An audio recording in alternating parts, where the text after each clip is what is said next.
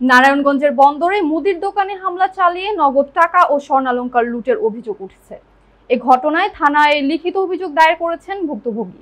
স্থানীয় সূত্রে জানা গেছে, বন্দর উপজেলার দত্তবাড়ি বউবাজার এলাকায় স্বর্ণা আক্তারের মুদি দোকানে এই হামলা ঘটে।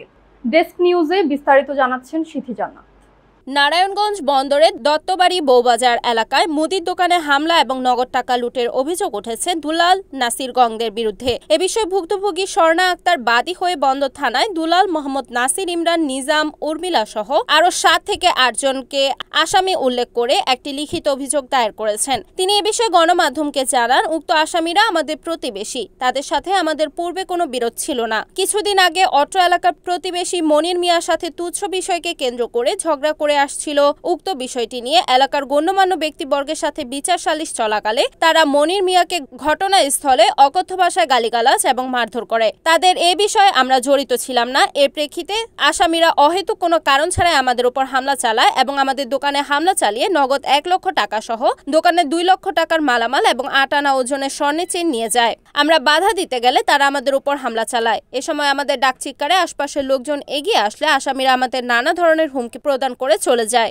আপনার গত সপ্তাহে আমাদের এলাকায় ওই এক বাইরে নিয়ে মনির ভাই, ওনার সাথে রাতে তকাতকি হয়েছে। তো যাই হোক, মারপিট হয়েছে, বলতে পারবো আমরা আর জানি না।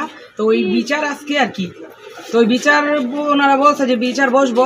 তো আমাদের এলাকার গণ্যমান্য ব্যক্তিরা ছিল, তো ওনারা আজকে বিচার বসার পরে ওনাদের বাসা থেকে ওই লোকেরা মারধর করছে মনির ভাই। তো আমরা আওয়াজ শুনে যেমন বের হয়েছি, বের হওয়ার পরে ওন থেকে কি হয়েছে না হয়েছে অত কিছু তো আমরা জানি না। পরে আইসা আমাদের উপরে হামলা করছে, আইসা উল্টাপাল্টা মাইট দোকান থেকে। হামলাটা কারা করলো? এটা করছে ওই যে দুলালের ফ্যামিলি। আচ্ছা, আপনার যে বিচারটা আপনাদের সাথে? না, বিচার আমাদের সাথে না। আপনাদের সাথে না? তারপর আপনাদের দোকানে হামলা করছে। আচ্ছা, হামলা করে নাম জানেন? হ্যাঁ, নাম বলেন তো একটু। দুলালা ছিল, ওনার সমন্দি আপনার নাসিরা ছিল, তারপরে নিজামা ছিল শালা, তারপরে হ্যাঁ বাতিজা। হ্যাঁ না না, আচ্ছা, ইমরান আছে, তার ভাতিজি জামাই। আর ওখান থেকে আমাদের দোকানের মালামাল আছে, আপনার সিগারেট নিছে প্রায় 60,000 টাকার মতন।